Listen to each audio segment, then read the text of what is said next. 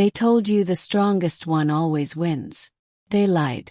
For 3 years, an Alpha King ruled 11 territories, commanded thousands of wolves, and bent entire armies to his will. And for 3 years, he had no idea that a girl with no name, no rank, and no crown was the only reason his entire world had not collapsed into the dark. Every single night, while he slept, she stood at the edge of his territory alone and held back something so ancient it does not have a name in any language still spoken today. She asked for nothing. He told no one. She just held. And the moment he finally saw what she was hiding, the moment those eyes went silver and every wolf in that circle, including the king himself, dropped to their knees without choosing to. Everything he thought he knew about power was destroyed in under 60 seconds. But here is the part nobody talks about. She did not want the throne. She did not want the title. She did not even want to be seen. She just did not want the world to end. And when his enemies finally discovered her secret, when they sent something through the boundary that had no body, no face, and no mercy, she had one choice left. Give the king everything she had ever been protecting, or lose him forever. What happens next broke me. And I promise you, the final 30 seconds of this story will stay in your chest for the rest of the week. Do not skip. You will not forgive yourself. The bones in her shoulder snapped like dry birchwood. She did not scream. That was the first thing that unsettled him.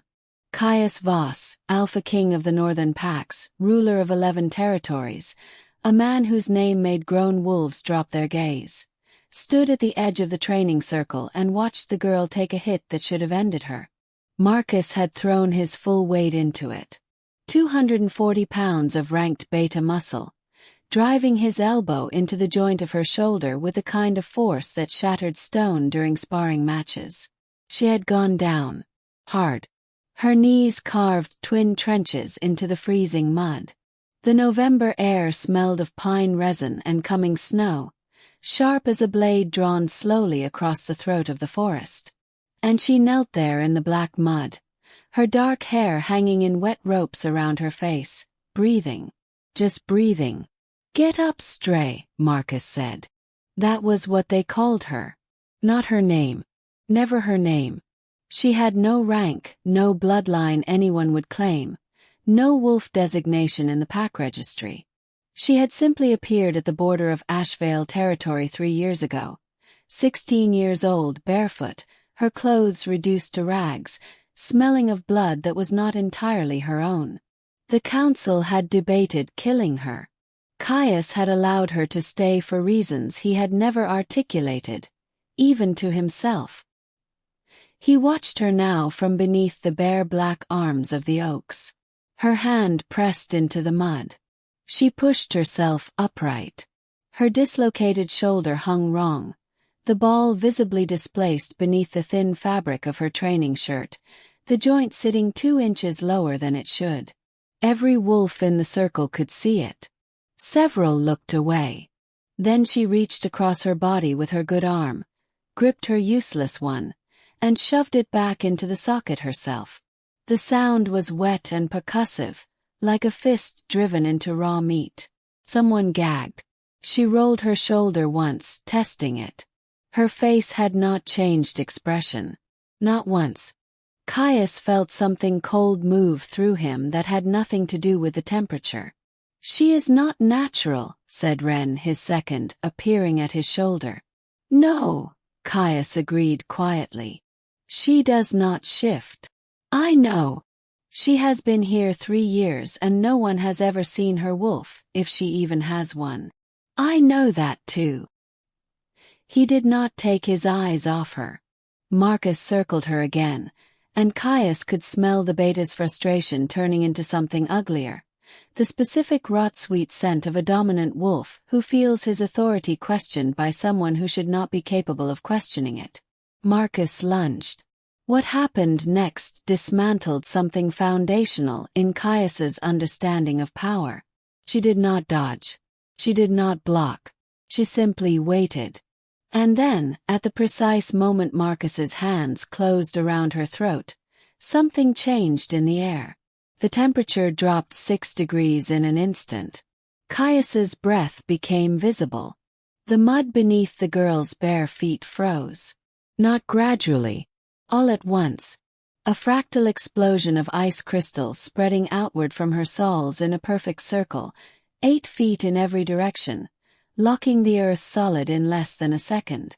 Every wolf in the training ring stumbled as the ground hardened beneath them. Marcus froze. Not from cold, from terror. Because the girl had lifted her chin, and her eyes, which had always been dark brown, ordinary, forgettable, were no longer dark brown. They were silver. Not metaphorically. Not the pale gray that sometimes accompanied rare gifts in high-blooded wolves. Silver like molten metal. Silver like the inside of a struck match held perfectly still. Silver like something that had existed long before wolves learned to walk on 2 legs and call themselves kings. She wrapped her hand, gently, almost tenderly, around the wrist that gripped her throat. And Marcus's knees hit the frozen ground. He did not choose to kneel. His body simply submitted. The whimper that left him was involuntary, primal. The sound a wolf makes when it encounters something so far above it on the hierarchy of old and terrible things that the animal brain simply surrenders. The silence in the training circle was absolute. Caius had not moved. He could not move. Because it was happening to him too. The pull, the pressure, some force bending against the inside of his chest like a hand pressing outward through his ribs, demanding acknowledgement, demanding recognition, demanding that he understand what he was looking at. His second was on one knee in his peripheral vision. Then his third. Then every wolf in the circle, rank irrelevant, power irrelevant, bloodline irrelevant, all of them folding toward the frozen ground like trees in a gale that moved in only one direction. Toward her. Caius fought it. He was the Alpha King. He had held his dominance against challenges from wolves 3 times his size, against the old territorial magic of border wards, against the death pull of a wounded land. He had never bent. He bent now. One knee. Just one. The frozen mud bit through the fabric against his skin, cold enough to burn. She looked at him. Not with triumph. Not with cruelty. With something far more frightening than either. Recognition. As though she had always known this moment would come, had been carrying the weight of it for years, had been waiting with the specific patience of someone who understood that the truth does not rush itself, it simply arrives. "What are you?" he said. His voice came out lower than he intended. Stripped of its command register. Stripped of everything that made it a king's voice and leaving only the raw, unadorned question of a man confronting something older than his crown. The silver in her eyes pulsed once. "The reason your pack's borders have not fallen," she said. Her voice was calm. Quiet. The way deep water is quiet. Not because nothing moves beneath it, but because whatever moves there is too large to cause ripples at the surface.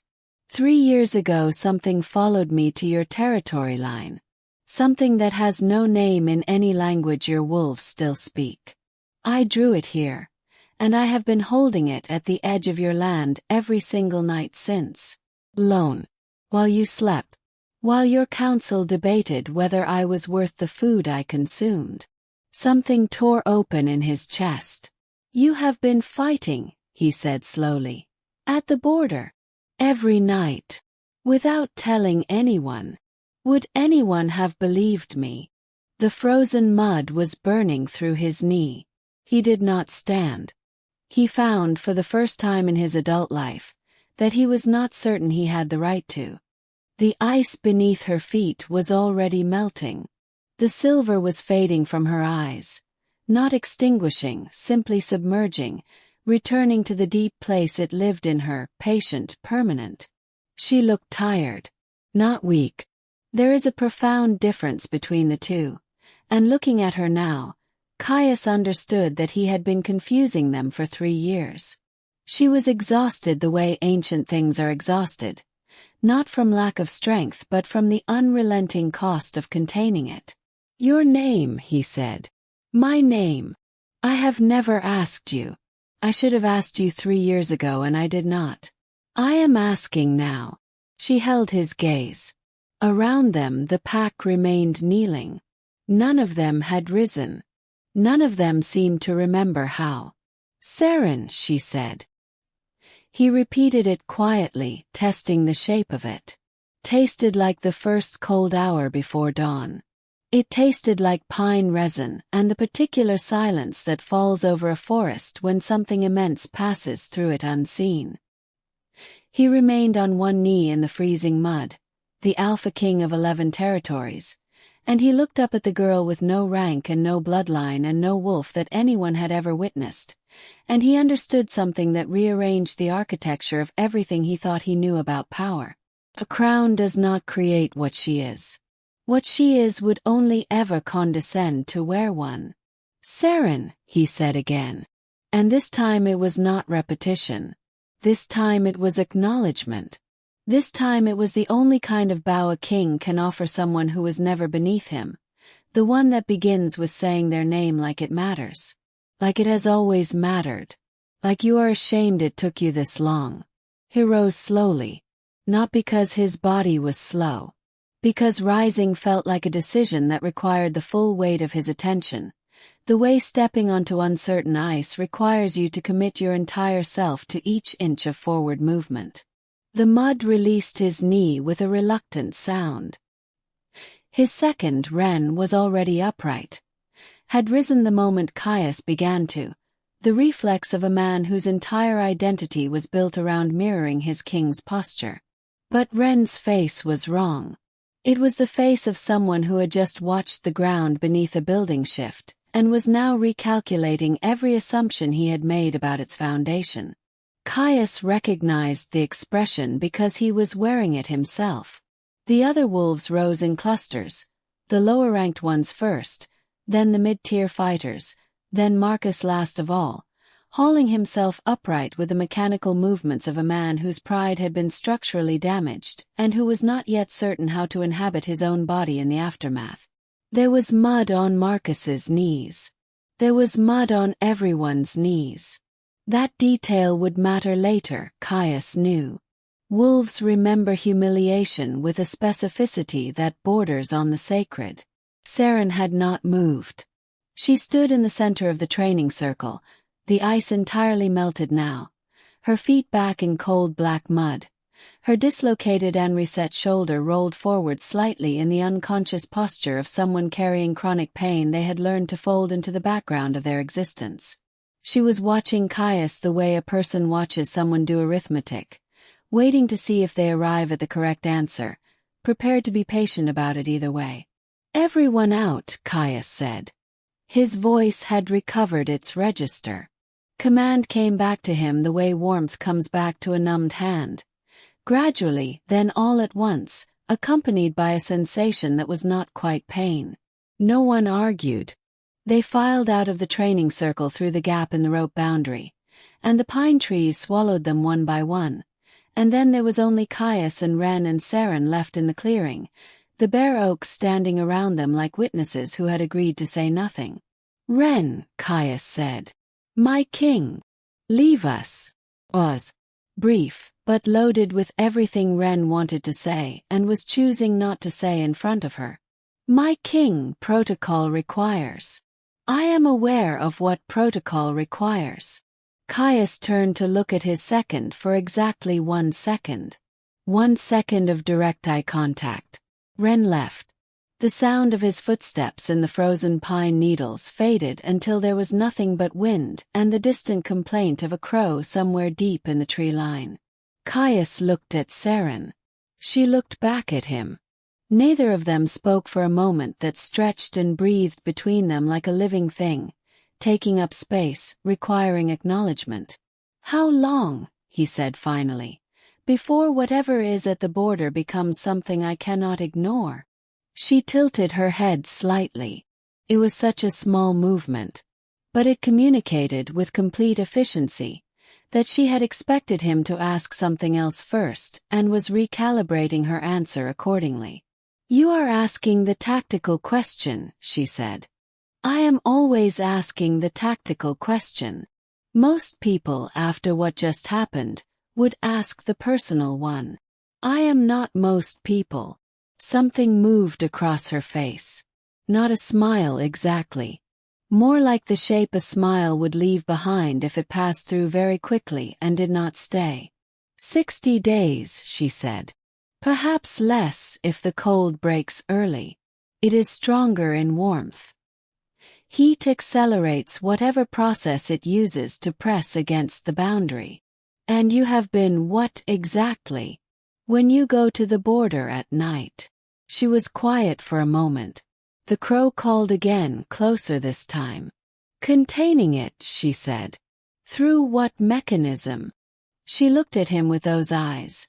Dark brown again now, ordinary again, the silver buried so deep it might have been imagined. And he understood that she was deciding how much to give him. He recognized the calculation because he performed it himself dozens of times a day. The specific arithmetic of trust, where you weigh what you need against what you can afford to lose if the person you give it to proves unworthy. Through myself, she said finally. Through whatever I am. It recognizes me. The way fire recognizes the thing that lit it. When I am present at the boundary, it pauses, holds, like a held breath. And when you are not there, it exhales. The wind moved through the oaks and brought with it the smell of coming snow and something underneath that. Something darker and older, like wet stone and extinguished candles and the specific cold of underground places that have never seen light. Caius's wolf stirred inside him. Not aggressively.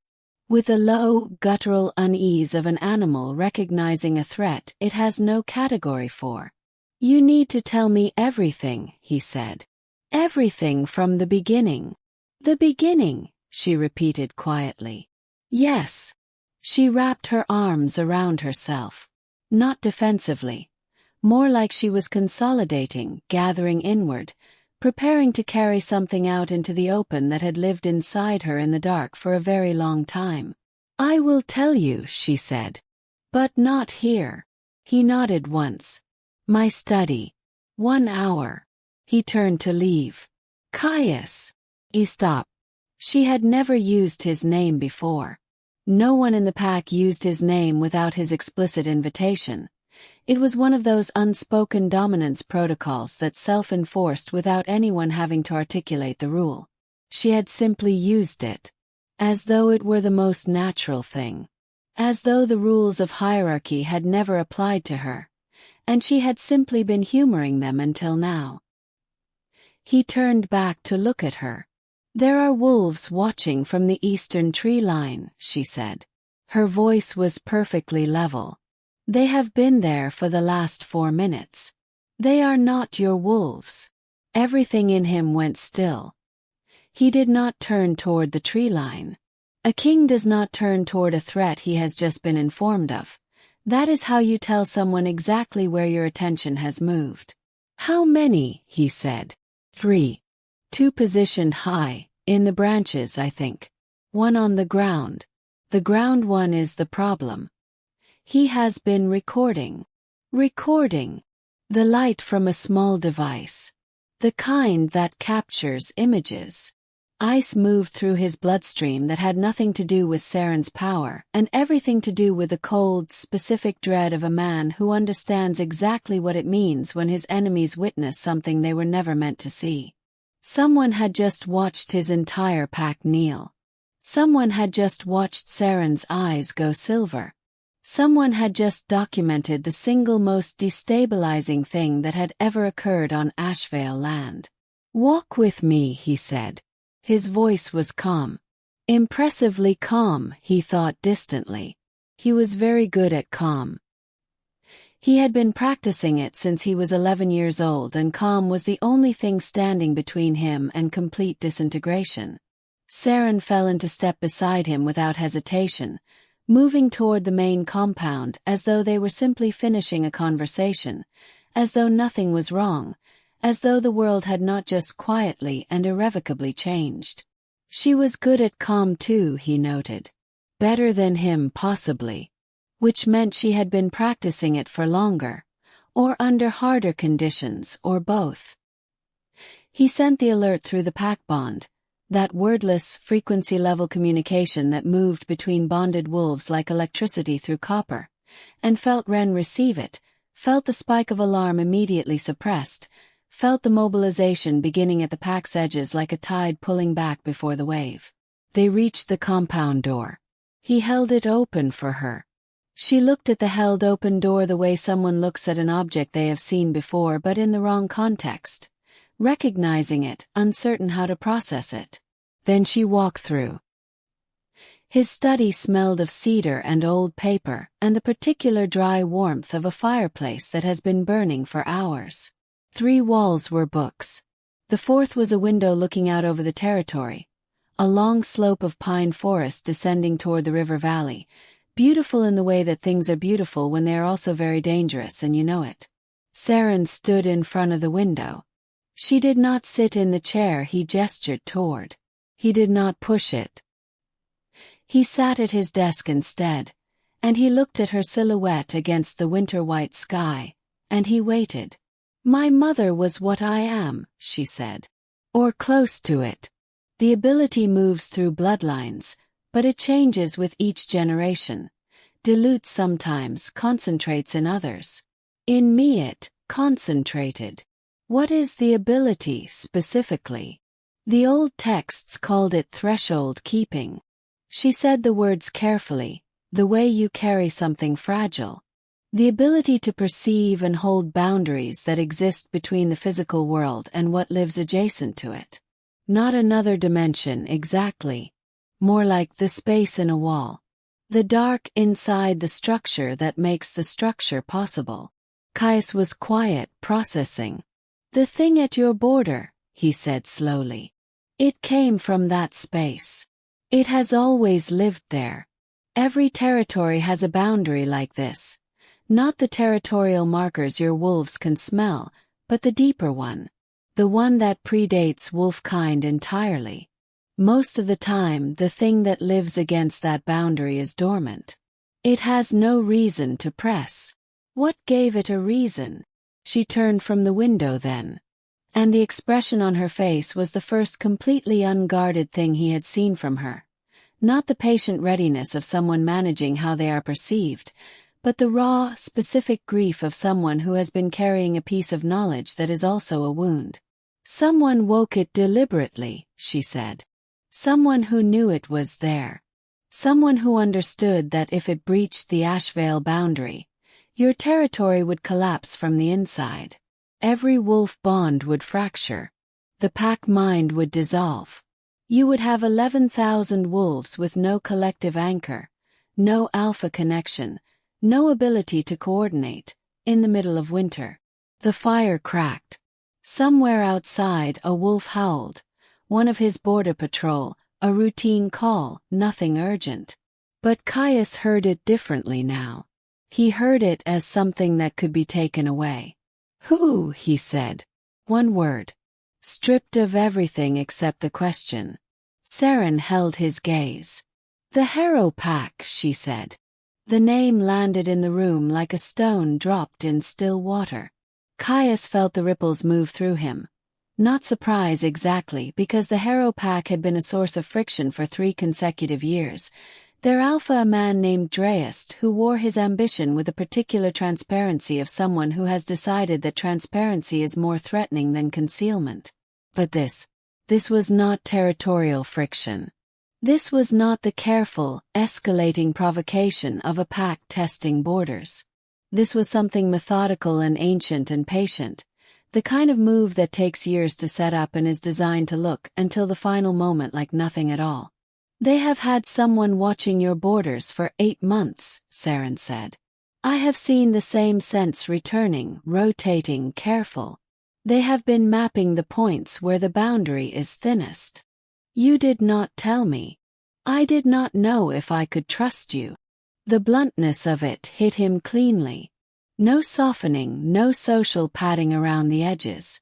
Just the fact placed in front of him like an object on a table. He found he respected it enormously. "And now," he said. She considered him.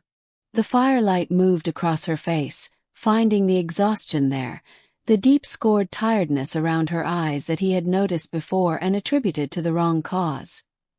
He had thought she slept poorly, the unsettled sleep of a wolf without a pack, without an anchor. He understood now that she had not been sleeping because she had been standing at his border in the dark, alone, holding back something that had no name in any language his wolves still spoke. For 3 years. Every night. "The 3 wolves in the tree line," she said. "They saw what happened in the training circle. Yes. They saw your pack kneel. Yes. Dreist will know within hours. And when he knows, he will move faster," Kaya said. "He will not want to give you time to understand what you have. What I am. What I can do when I am not fighting alone." She said the last 4 words quietly. But they opened something in the room.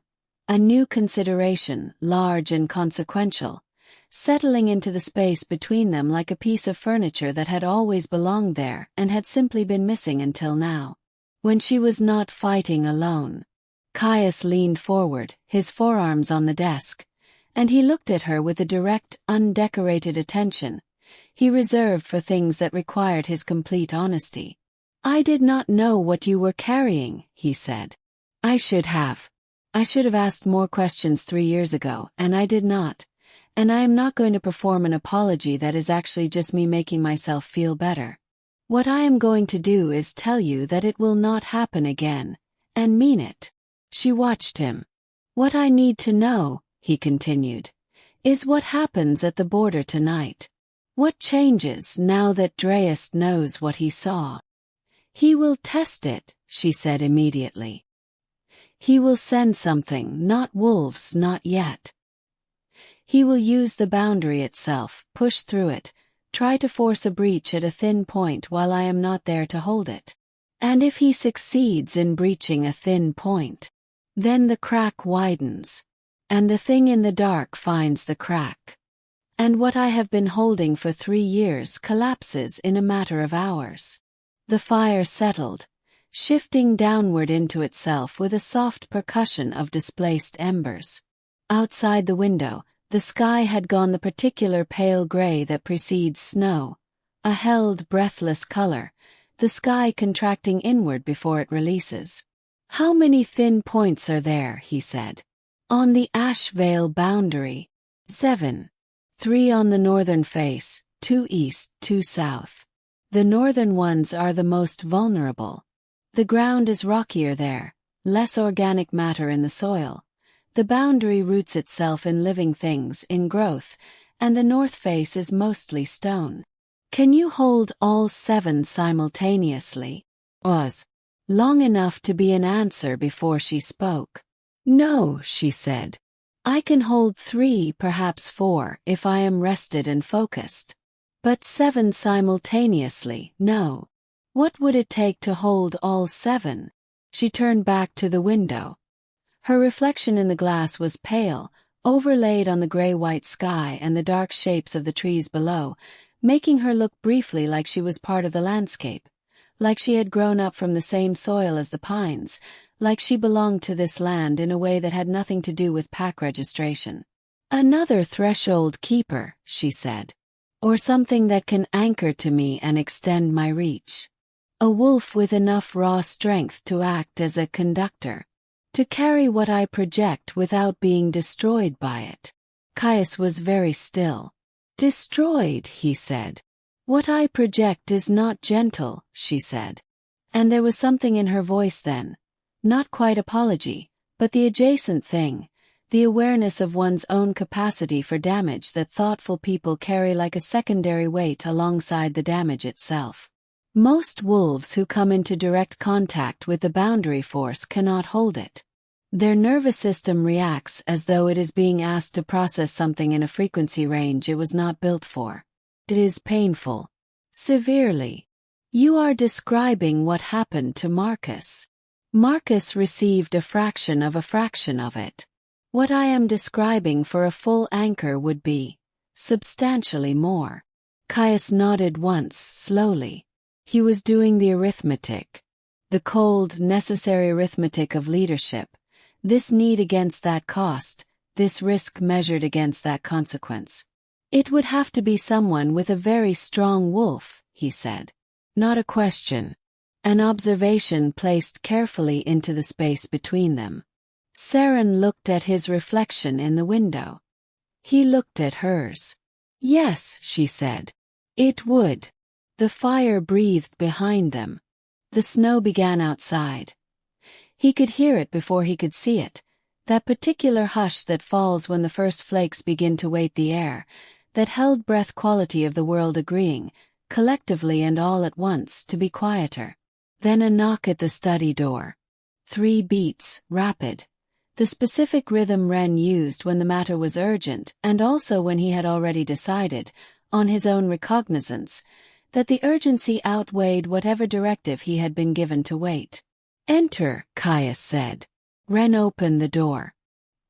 His face was the face of a man who had run from somewhere, and composed himself before knocking, and not quite finished composing himself before Caius said enter. The northern border, Ren said. Report just came in from Patrol 7. There is something wrong with the ground at the first stone face. The patrol wolf, Idris, you know him. I know him. He says the ground is vibrating. Not from below. He says it feels lateral. He says it feels like the ground itself is being pushed from the side by something he cannot see. Saren was already moving toward the door. Not running, but moving with the specific efficiency of someone for whom urgency and panic are entirely separate things, and who has chosen, a long time ago, to allow only one of them to live in their body. Saren, Caius said. He stopped. He turned. Not alone, he said. It was not a question. It was not quite an order. It was something in between, the specific register of a man who has realized very recently that he has been allowing someone to carry something that was never meant to be carried alone, and who is still working out how to say I will not let that continue without it sounding like something it is not. Saren held his gaze. The firelight was between them, warm and indiscriminate, touching both of them equally. You do not know what it feels like, she said quietly. To stand against it. No, he said. But I know what it feels like to stand against something that wants to take what belongs to your people. He said it simply. Without performance. And something shifted in her expression. Something small and deep and significant, like a door that has been locked for so long the lock itself has started to rust, and someone has applied very slow, very patient pressure, and now something has moved. Not opened. Moved. The northern stone face, she said. You will need to shift before we reach the tree line. I am aware. And when we arrive, whatever you feel when I begin to work, whatever your wolf tells you to do in response, you do not act on it unless I tell you to. The instinct will be to fight. You do not fight. You hold. Understood. She looked at him for one more moment. That look that was not a smile and not quite trust, but was perhaps what trust looks like when it is very new and still deciding whether it is safe to keep growing. Then she turned and walked through the door, and Caius followed, and Ren fell into step behind them both, and the three of them moved down the compound corridor toward the doors that opened onto the cold and the dark, and the northern face of a boundary that had been holding on nothing but a single person's will for 3 years. The snow was falling properly now. It landed on Caius's face as he stepped outside, cold and precise, each flake its own brief cold fact against his skin. He could smell the pine forest and the coming night and something underneath both of those things, that wet stone and extinguished candle smell, older than the trees, older than the pack, older than anything that had ever called this territory home. Saren walked ahead of him into the white dark of the falling snow. Her footsteps were silent. His were not. But he followed them, her silence and his sound, moving north together through the pine trees, toward the place where the world ended and something else began. And for the first time in 3 years, the Ash Vale border would not face the dark alone. The northern stone face was dying. Caius felt it before he saw it, a wrongness that moved through the soles of his boots and up through his legs like a current finding the path of least resistance through his body, looking for somewhere to discharge. The vibration Idris had reported was not a vibration anymore. It was a pulse, rhythmic, deliberate, the way a fist pounds against a door. Not frantically, not desperately, but with the patient, metronomic confidence of something that knows the door will eventually open. The pine trees thinned as they climbed the northern slope, giving way to the rocky outcropping that formed the stone face. A long shelf of granite that jutted from the hillside like the blade of a buried axe, gray and ancient and streaked with the black moisture of 1,000 winters. Idris was waiting at the tree line. He was a broad wolf, experienced, 11 years on border patrol. The kind of man who had seen enough to stop being surprised by most things. He was surprised. Now, his face had gone the color of old ash, and he was standing slightly back from where he clearly wanted to stand. His body making the involuntary retreat of someone whose animal self has already assessed the situation and issued an opinion. "My king," he said. Then his eyes moved to Saren, and something complicated happened in his expression. Recognition, recalibration, and then a specific kind of relief that a person feels when they see that someone qualified has arrived to handle the thing they are not qualified to handle. "How long has it been pulsing?" Saren said. Her voice was level, professional, almost the voice of someone arriving at the site of a fire and immediately beginning the assessment. 20 minutes, perhaps, Idris said. "Maybe less." It started slow, 0.3 beats, then a pause. "Now it is." As if in answer, the ground lurched not violently, but with a totality that was worse than violence. Every inch of the stone face, every root beneath the frozen ground, every molecule of granite and quartz moving in the same direction at the same time, a single unanimous shift, as though the earth itself was leaning toward something it had been called toward. Saren spread her feet wider, a fighting stance, except she was not preparing to fight anything in front of her. She was preparing to fight something that existed in the space inside the world. Caius shifted. The change moved through him in the way it always did. A brief, total dissolution, the body making its decision at every level simultaneously, bones reshaping with the sound of ice forming in fast water, muscle redistributing. The world expanding in all directions as his senses rearranged themselves into the sharper, wider, deeper register of his wolf. Formed, he was large in this form. Larger than most, a dark gray wolf, almost black in low light. With a specific density of a body that has been trained and disciplined for most of its life, he positioned himself at Saren's left shoulder. She looked down at him. And something moved across her face that undid something in him even through the different architecture of his wolf's emotional range. She looked at him the way someone looks at the first light after a very long night, not with joy exactly. With relief so profound it had its own gravity. "When it comes," she said quietly, speaking to him as though she had spoken to wolves in this form her entire life, as though the shift of shape changed nothing important about the person inside it. "You will feel it press against you. Your wolf will read it as a challenger. It is not a challenger. It is a weight. You are not fighting it. You are carrying it. Do you understand the difference?" He held her gaze. He did. She closed her eyes. What happened next had no adequate language in any tongue that wolves or humans had developed in the 10,000 years of their shared and separate histories. It began as sound, or something the body processed as sound, below the range of hearing, felt in the chest and behind the eyes and in the back of the jaw where tension accumulates. Then it began as cold. Not the clean cold of the November air. Not the honest cold of snow and stone and night. This was old cold. The cold of things that had been dark since before the word dark existed. The cold of the space inside walls, the absence at the center of living things, The hollow that makes the solid possible. It pressed outward from the stone face in a wave, and Saren stepped toward it. She walked to the very edge of the granite shelf, her bare feet on the frozen stone, and she raised her hands. Not dramatically, not with a performance of power, but with the quiet, deliberate gesture of someone opening a very heavy gate, and the silver came back into her eyes, not gradually. All at once, blazing 2 points of cold light in the dark, brighter than anything that had any right to exist in a human face, bright as the inside of something that has been burning since the beginning of everything. The pulse in the ground stopped for 3 seconds. The world was absolutely silent. Then the boundary broke, not all of it. Not catastrophically, a single point, 6 feet to Saren's right, where the granite was oldest and thinnest.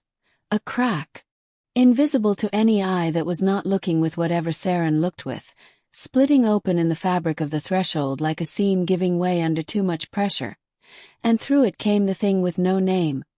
Caius could not see it. He could perceive it the way you perceive the shape of a very large object in a dark room. By the way it displaced everything around it, by the cold it carried, by the way his wolf's every instinct collapsed inward and then detonated outward in a single galvanic command. Run. He did not run. He moved instead to Saren's right side, and he pressed his shoulder against her leg, and he held. She made a sound. Not a scream, barely a breath. The sound of someone taking an enormous weight onto their frame and reorganizing every muscle to accommodate it. Her hands were shaking. He could feel it through the contact of her leg against his shoulder. A fine, violent trembling. The kind that lives in muscles pushed past their designed capacity.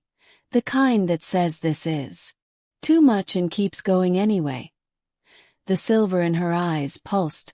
The crack in the boundary held at 6 feet. Did not widen, but did not close. Caius, she said his name, Diane, that voice. The one stripped of everything except the truth inside it.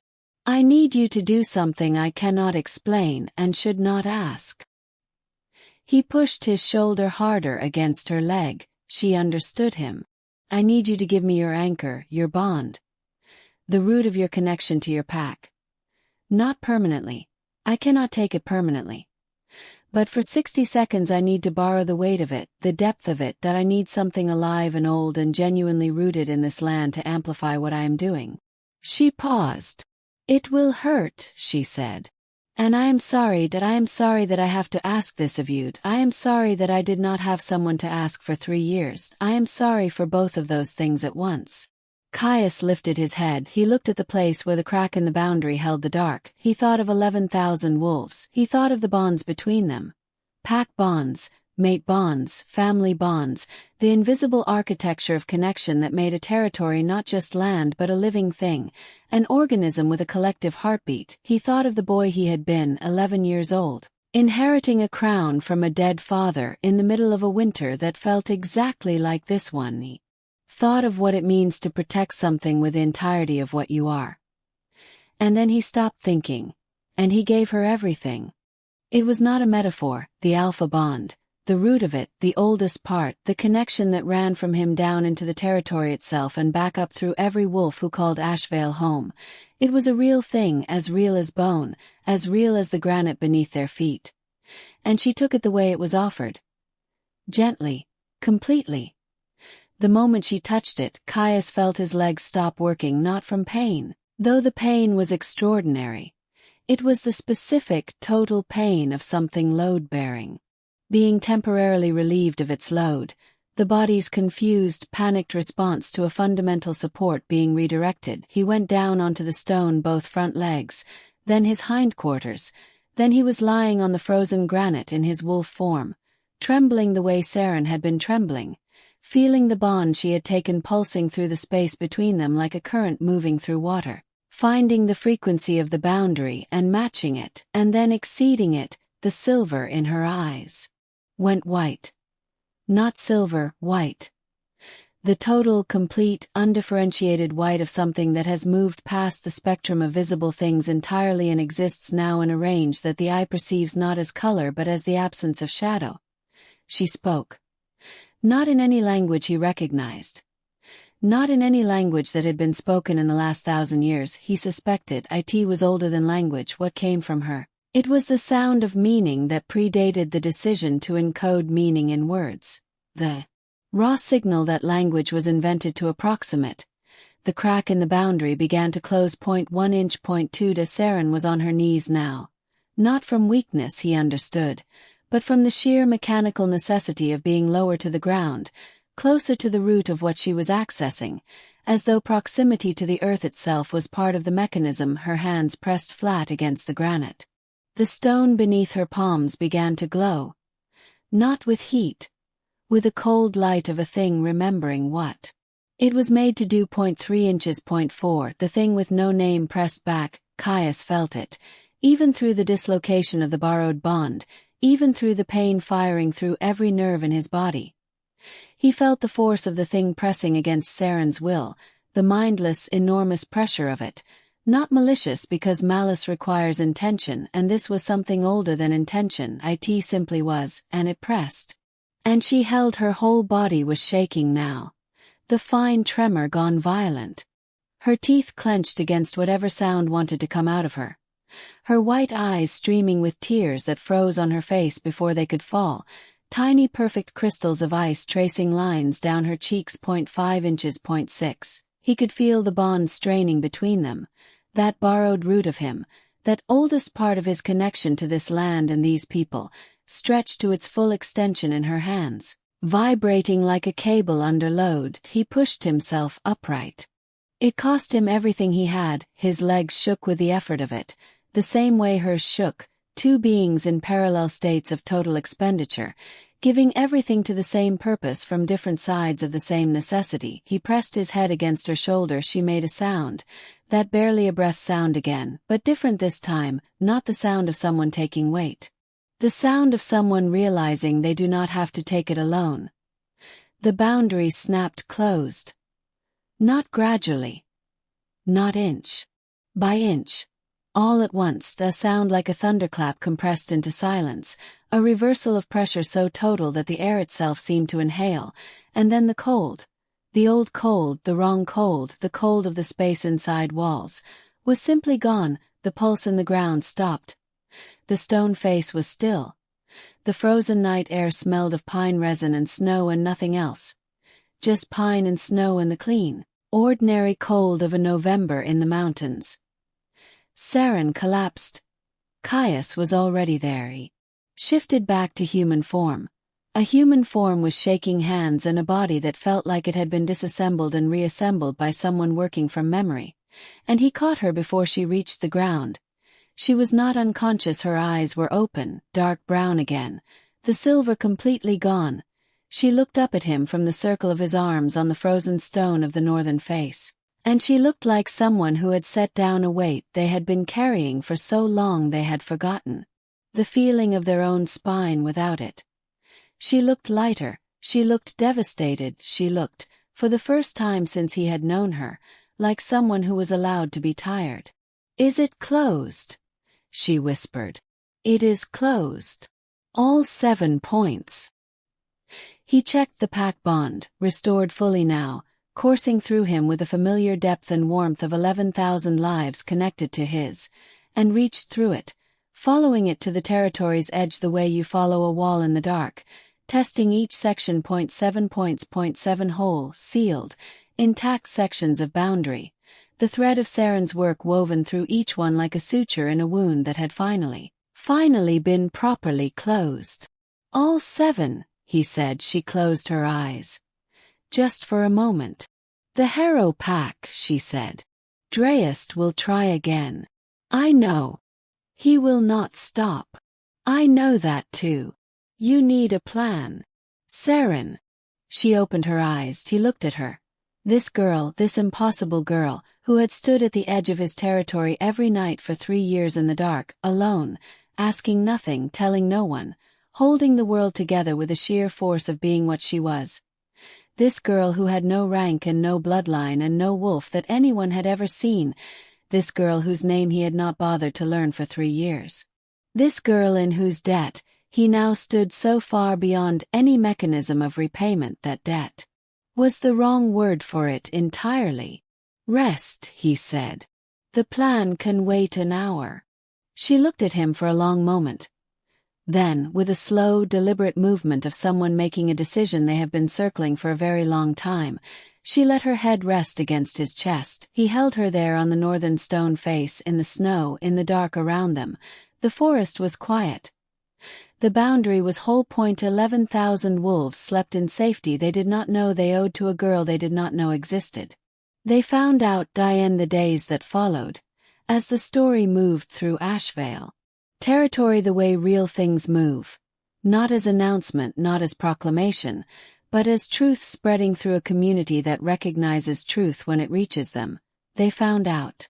The patrol wolves who had been in the training circle told the story of the kneeling.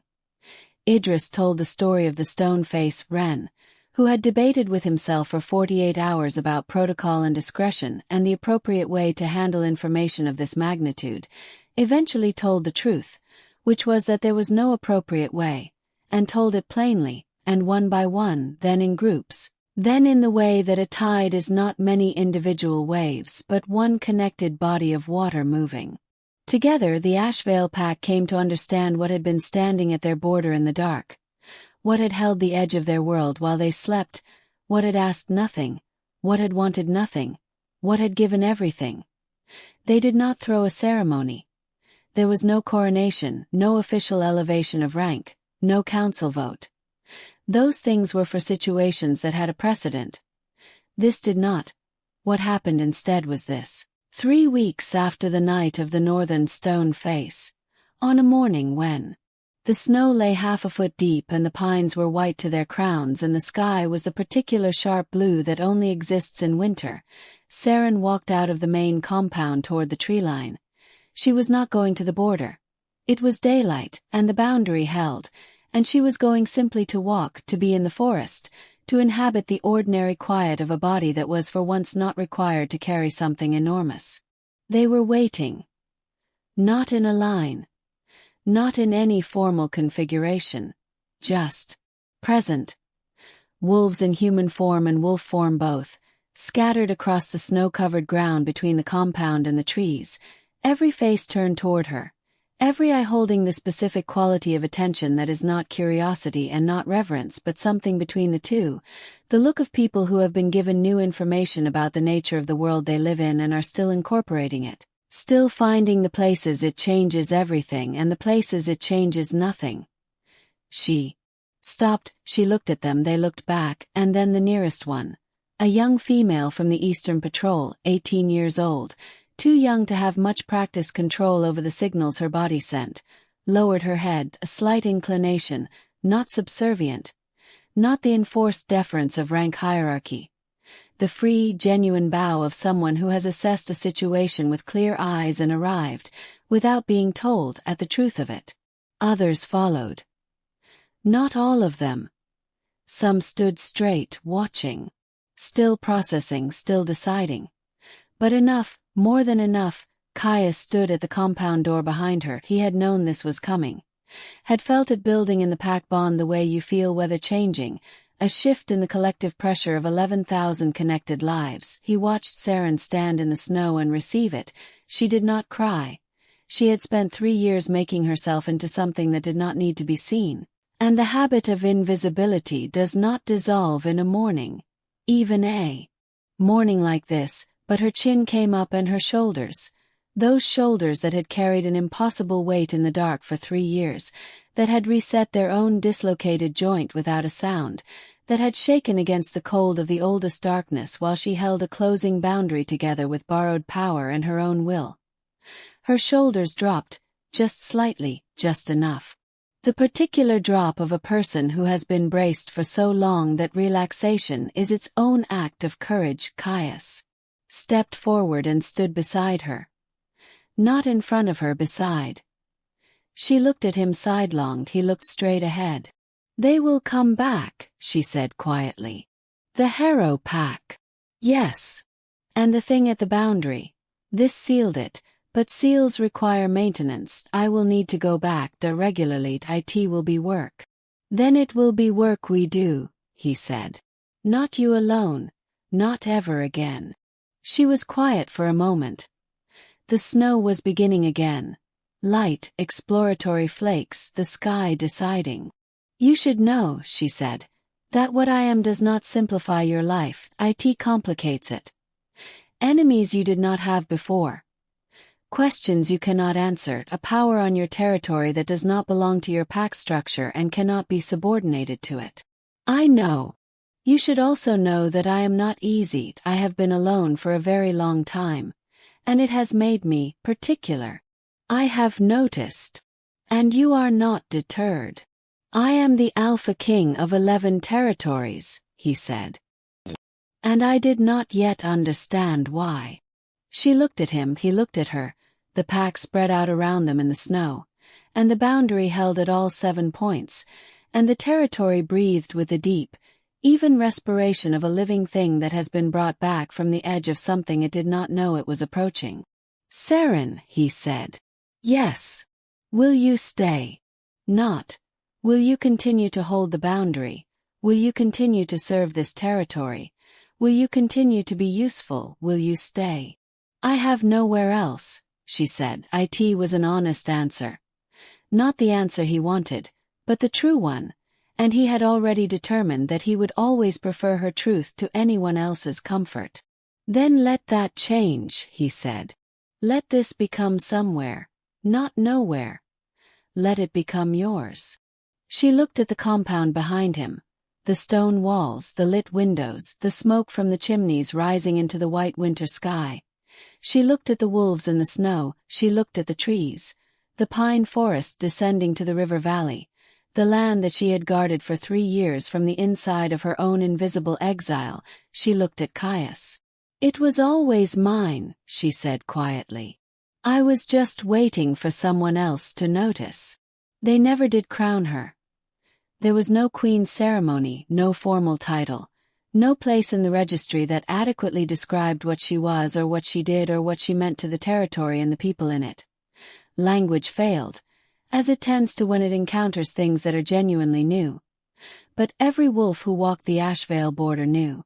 Every patrol member who felt the boundaries solid beneath their feet in the dead of winter knew. Every pup born in the years that followed, raised on the story of the northern stone face, the silver eyes, the girl who had stood in the dark alone and held the edge of the world together with nothing but will and the terrifying depth of what she carried. They knew. And when the Harrow Pack came as they came, twice more in the years that followed, with more force each time, with allies and old world weapons and the kind of strategic patience that takes generations to cultivate, they found a boundary they could not break.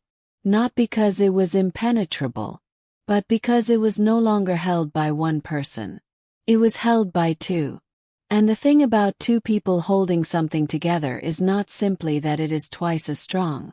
It is that it cannot be exhausted. Because when one falters, and both of them faltered across those years, in the ways that all living things falter, the other one holds. And then the one who faltered recovers, and holds again. And the boundary never fell. And the pack never fractured. And in the long accounting of the Ashvale territory, in the records that documented wars and borders and the careful arithmetic of survival, there was a note, brief, factual, almost understated, that in the 37th year of Caius Voss's reign, no major territorial breach had ever occurred. The historians who wrote that line debated its cause for a long time. Most attributed it to strategy. Some attributed it to fortune. A few, who had bothered to speak with the oldest patrol wolves and listen carefully to what they said, attributed it to a girl who had arrived at a border with nothing and had given everything in the dark, before anyone knew to ask. She was never crowned queen. She needed no crown. The crown was made of the living and the safe. Every wolf who slept without knowing what held the edge of their world, every child who grew up in a territory that had never fallen, every bond that remained unbroken because someone had stood in the dark and refused, night after night, to let it break. That was her crown. And it was the only kind that lasts. The only kind that cannot be taken. The only kind that means anything at all, in the end, When the ceremonies are forgotten and the formal titles have faded from the records and all that remains is the simple, irreducible fact of what a person chose to do when no one was watching and it cost them everything. She had chosen to hold. And so the world held. And that is the whole of the story. And it is enough.